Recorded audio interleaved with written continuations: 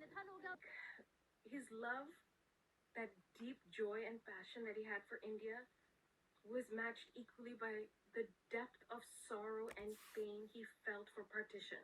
आप सब लोग जानते हैं तारिक फतेह साहब एक बहुत बड़ा नाम है जर्नलिज्म में और कई बुक्स के ऑथर भी रह चुके हैं और इसके अलावा जर्नलिज्म में उन्होंने बहुत ज़्यादा काम किया। कनाडा से है जहां पाकिस्तानी मूल के लेखक विचार और पत्रकार यानी विचारक और पत्रकार तारिक फतेह ने अंतिम सांस ली। हम आज तारिक साहब को यानी कि जिन्हें मैं हमेशा तारिक अंकल कहा करती हूँ, हम आज तारिक अंकल को या तारिक साहब को ट्रिब्यूट पेश करने आए हैं और आज उनकी डेथ हुई है और उनकी बेटी नताशा ने ये खबर जो है वो ट्विटर पे और व्हाट्सएप के जरिए लोगों तक पहुंचाई। खबर सुनने में ये आई है कि तारिक फतेह साहब अब इस दुनिया में नहीं रहे।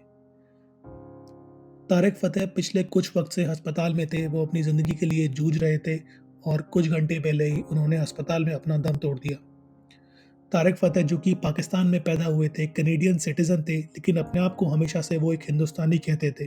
तारिक फतेह कई बार कई सारे न्यूज़ चैनल्स में आते थे और अपने मौक़िफ़ को काफ़ी बेबाक तरीके से लोगों के सामने रखते थे। उन्होंने कई सारी इंडिया पाकिस्तान टाइप की डिबेट्स में पार्ट लिया है और वो ये कहते थे कि हिंदुस्तान जो है, हिंदुस्तान के साथ जो 1947 में हुआ है, वो एक तरह का धोखा था। तारिक फतेह साहब भले ही आज हमारे बीच में ना हो, लेकिन तारिक फतेह के शब्द, उनकी बातें जो हैं वो हमारे बीच ज़रूर रहेंगी और हर हिंदुस्तानी को ये याद दिलाते रहेंगी।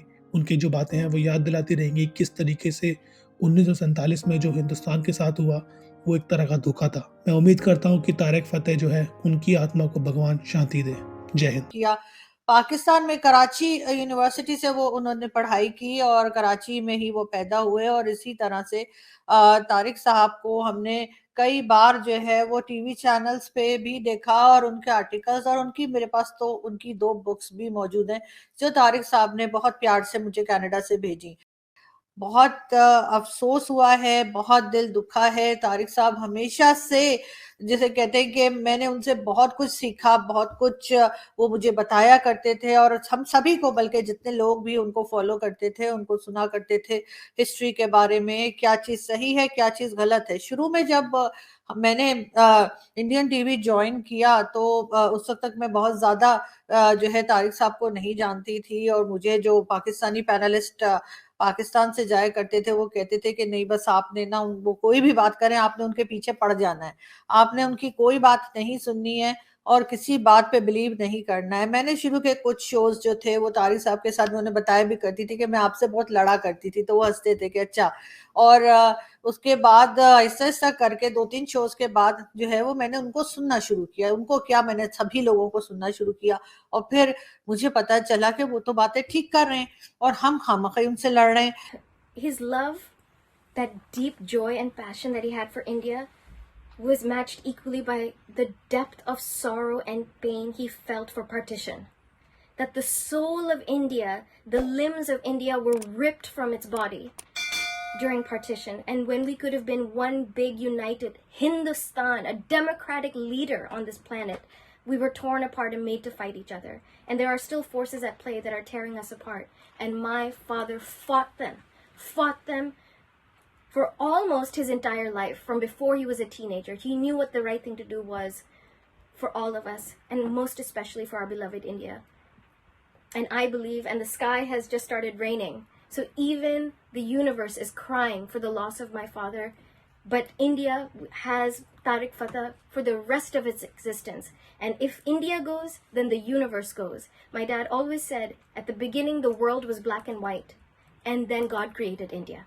इत्तेफाक की बात ये रही कि तारिक साहब भी जर्नलिस्ट थे और कराची प्रेस क्लब और कराची का मीडिया, पीटीवी, हर चीज़ को वो जानते थे। भारत से बहुत नज़दीक थे वो, भारत उन्हें बहुत पसंद था, बहुत प्यार करते थे वो भारत से, मैं बिल्कुल इस बात को मानती हूँ। लेकिन वो पाकिस्तान से भी मोहब्बत करते थे, पाकिस्तान को भी वो चाहते थे कि कुछ बेहतर हो जाए और कुछ यहाँ पे जो प्रॉब्लम्स हैं वो ख़त्म हो। हमारी तरफ वो इशारा करते थे, वो गलतियों की तरफ इशारा करते थे, वो क्रिटिसाइज़ करते थे, बिल्कुल करते थे, मैं मानती हूँ।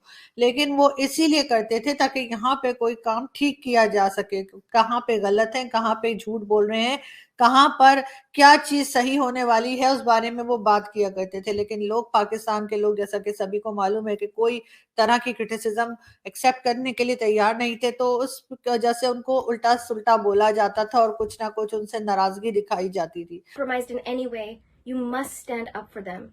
These are basic principles, and he lived them with every fiber of his being. And at the same time, any opportunity you have to make someone laugh, to give them joy, to educate them, do it. And give of yourself wholeheartedly and freely, and give everything you can for the collective, for our collective Balochistan, for our collective Kurdistan, for a free Iran, for a beautiful India, for a beautiful earth, for our universe that we all belong to, because we all come from the same place. And now my father has returned to the place of his birth.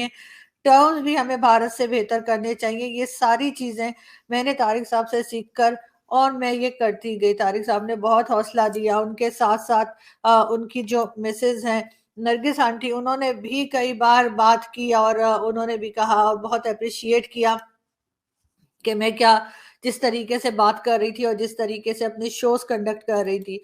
इसके अलावा तारिक साहब ने मुझे 2 books भी अपनी भेजी Canada से, जैसे मैंने बताया, और उसमें उनके हाथ की लिखी हुई विशेस भी जो है साथ ही मुझे मिली और हमेशा मेरे साथ रहेगी। तारिक साहब ने ये भी कहा कि जब कोई कुछ मांगने के लिए आता है, ये बात उन्होंने अपनी बेटियों से भी की है और मुझे भी कहा कि जब कोई मांगने के लिए आए तो उसको कभी इनकार मत करो, कुछ ना कुछ पैसे जो है उन लोगों को दो, उससे बहुत बरकत होती है।